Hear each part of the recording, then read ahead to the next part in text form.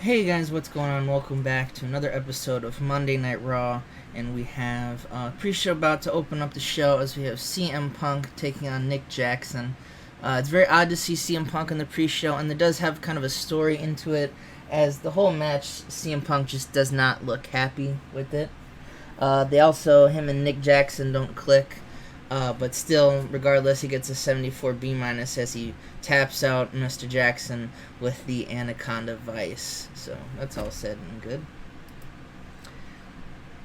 And as we start to show off, we have an overview of the King of the Ring brackets, which currently look, as they're on screen now, as involving some new matches that we're going to have. We're going to have 4 matches tonight, as we have Seth Rollins taking on Chris Jericho, Kane versus Alex Riley, Daniel Bryan versus Crime Time's Shad, and lastly, Yujiro Takahashi taking on the NXT champion, Austin Aries.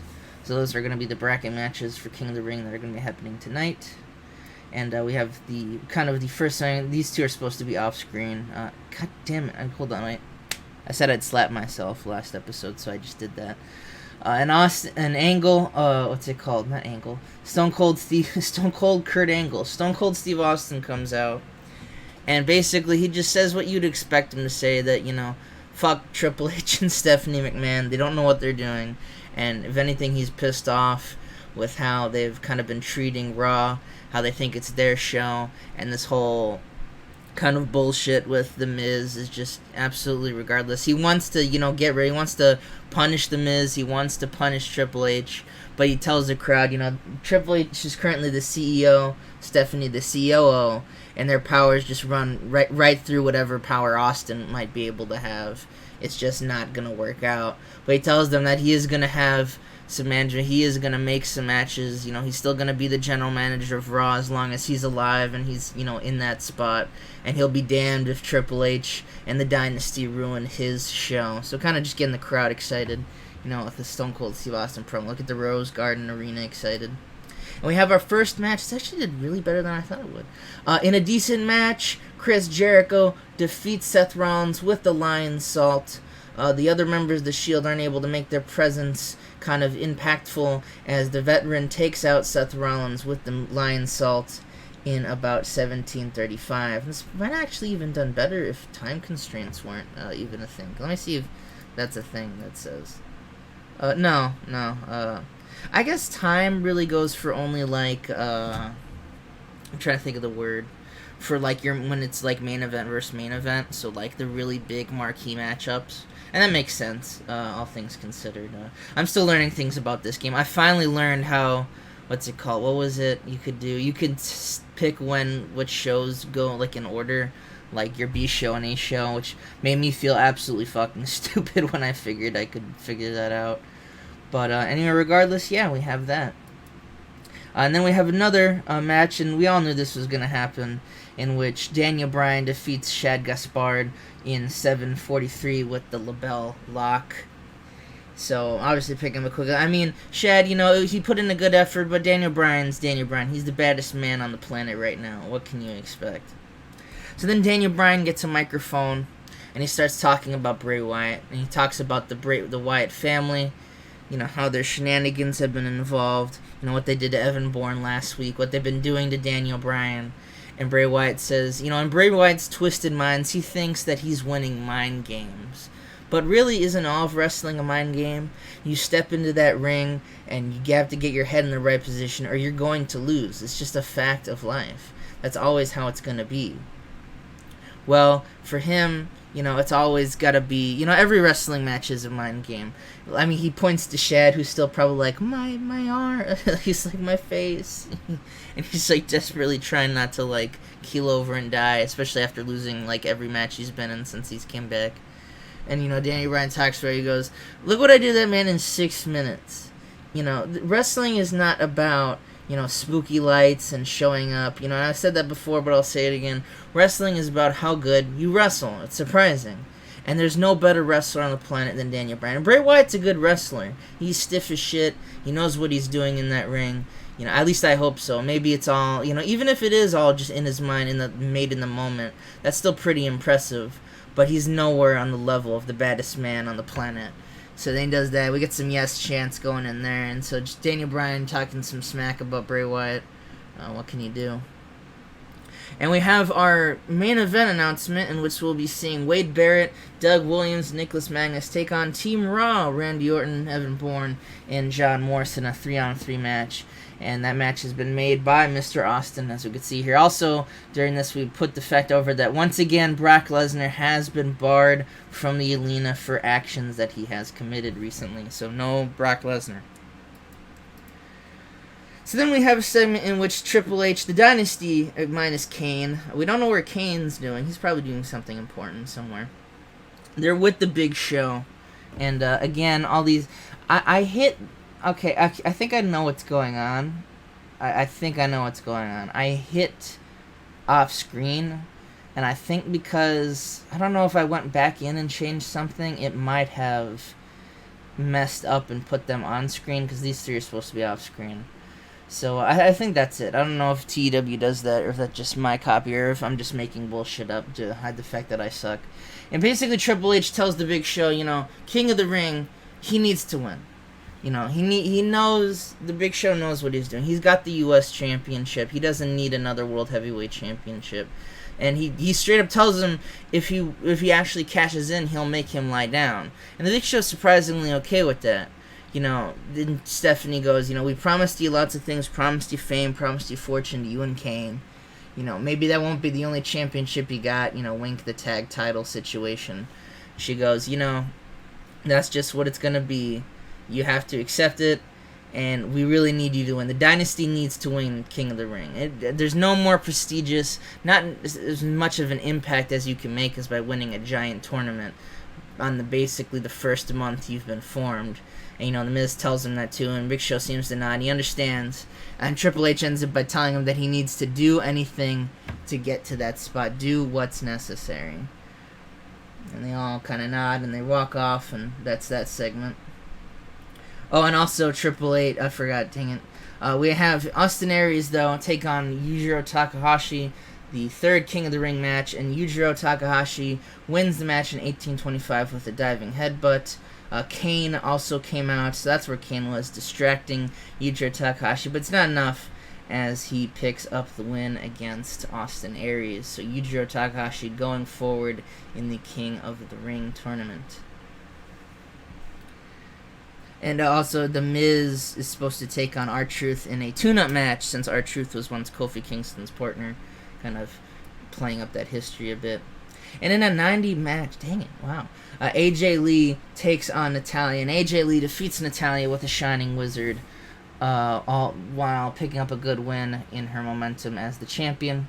And after that, Madison Rayne comes down, but instead of brawling, we just get kind of a tense stare down. Two women who have kind of redefined women's wrestling here in the WWE, kind of redefined Divas wrestling. Madison Rayne, they're both, one's a former champion, the champion that the current champion beat, and they have AJ Lee, who's just been on a tear. She's grown, she's improved so much over the past few months. She's held the belt since WrestleMania. Madison held it just before that. They have a pretty kind of similarly length lane. Two women who are too similar, who are going to be in 2 out of 3 falls at King of the Ring. There can only be one winner and one kind of icon of the Divas division. And we have a kind of main event segment in which The Miz defeats R-Truth by pinfall in 1819 with a skull-crushing finale. But during the match, near the very end of the match, Kofi Kingston comes out and starts to attack The Miz, as you kind of expect him to do. And Kofi Kingston, he's just, Big Show and Kane aren't too far behind. So Kofi's putting in some good hits on The Miz. And that's when Big Show and Kane, they start just beating the crap out of him. And he looks like he's going to be put through the announce tents, when all of a sudden Yujiro Takahashi runs out and he scares Kane and the Big Show off. Surprisingly scares the Big Show off, so they move out. And they kind of seem to have other things on their mind. And it looks like the Miz he's retreated at this point already as well. So Kofi and Yujiro stand tall as they avoid destruction by the Dynasty's little security force thing that's going on there. And as we cut back to commercial, we see what they were doing. It was the distraction as Kane just beats the shit out of Alex Riley, who was supposed to have a match with them. So Kane just destroys, he lays out Alex Riley. And then Mason Ryan there, he's like, I'm going to help, and Big Show just KO punches him.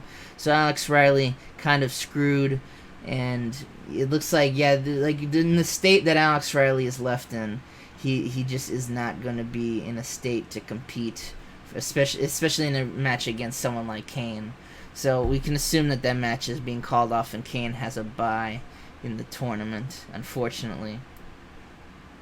And here we go. Now we have something interesting. And basically we see Triple H and Stephanie, and they're standing with Bray Wyatt, The Shield, and Wade Barrett. 3 leaders of stables on Monday Night Raw. Well, The Shield aren't leaders. They all see themselves as equal. You know, they're doing that gimmick. Triple H says that the Dynasty's big plans with that interference is not going to be tolerated, but they are willing to negotiate with these, 3 large groups, 3 important groups. He tells them all that by signing this non-aggression pact that they have, they would not attack the Dynasty or any of its champions. And in return, not only would it be vice versa, but the Dynasty would consider giving them a spot in the Dynasty once the future of Raw is kind of complete, once all the dust settles, if you will. Bray Wyatt looks Triple H up and down before laughing maniacally, telling him Sister Abigail always warned him about deals with the devil, slowly backing out of frame, all the while still laughing. So Bray Wyatt does not accept the non-aggression pact. Although you'd figure if anyone wasn't going to accept it, it probably would be him. The Shield are kind of the opposite. They're enthusiastic. They tell the Dynasty that they hope they can bring down injustice together in the WWE. Each member signs the contract before leaving only one man behind. And Wade Barrett actually looks offended by this contract, saying that they always did hold Wade Barrett down, and then proceeds just to go on a tirade. He says that he's not too sure what the goals of the Dynasty really is, but the little explanation they gave is bullshit. Wade knows Triple H thinks Miz is awful. He's heard him tell him a million times before in person, and he'll probably hear it a million times since. Wade thinks Triple H is going to use this little project with The Miz to make himself the savior of the WWE once The Miz fails as champion. So Triple H can swoop right in, take that belt, and be on top once again. And that, as soon as they said that, that's when Triple H goes nose to nose with Barrett. Triple H says he'll regret having not signed with them once the sands of time forget the name Wade Barrett. The Dynasty's a good friend to have, but he's already made his choice. And Wade Barrett goes, I know, I have. And he walks away. So, at least someone signed the non-aggression pact that they had. So it looks like the Shield kind of, not in cahoots, but, definitely kind of siding with the Dynasty a little bit, while Bray Wyatt is, odd and doesn't really know what he's doing, and Wade Barrett straight up telling Triple H to go fuck himself. And how will that affect Wade Barrett's career, we'll have to see. In an 86 main event match, Evan Bourne dragged this match down because Evan Bourne sucks and I hate him. Randy Orton, John Morrison, and Evan Bourne defeat England's finest in 6-man tag in 21-21 when Evan Bourne defeated Nicholas Magnus while pinfall. During the segments, though, everyone was kind of distracted as Brock Lesnar ran in and started beating the shit out of Wade Barrett, Randy Orton, and pretty much anyone he could get his hands on. And, Brock Lesnar pretty much, once again showing up uninvited, begins to tear apart everything in his path. Randy and Barrett are manhandled by him like nothing. Brock didn't have really too much of a problem with Wade Barrett, but, you figure, considering who invited him, a quick little text probably figured that all out. That is until, bam, the glass shatters and the crowd goes apeshit as Steve Austin marches down to the ring, only to be blindsided by Triple H, sledgehammer in hand. Triple H then hits a pedigree on Austin on the outside, while Miz, who's just right behind, makes sure to get some licks in on him as well. The Miz and Triple H look at their handiwork with a smile as Raw goes off the air. Message sent. Don't mess with the Dynasty, or you're going to end up like Randy Orton, Wade Barrett, or Brock Lesnar. Well, not Brock Lesnar. If you end up like Brock Lesnar, you probably would want to not side with the Dynasty. But again, running a YouTube channel talking is not my forte, and that's obviously why I've done it. And I just dropped something. These whole strings of episodes are going awful, brother. And we end the show with a 92A. Really good Raw. I liked booking this one. Kind of. At first, I was kind of about booking King of the Ring. I usually don't book tournaments like that, except that are really kind of simplistic. But I'm having fun with it, and that's all that matters. So thank you guys for watching. I can't wait. We're almost at King of the Ring, and then we still got a little bit left to go at Hell in a Cell. But 2 pay-per-views in one. What more can you love? So I will see you guys for the next episode of SmackDown.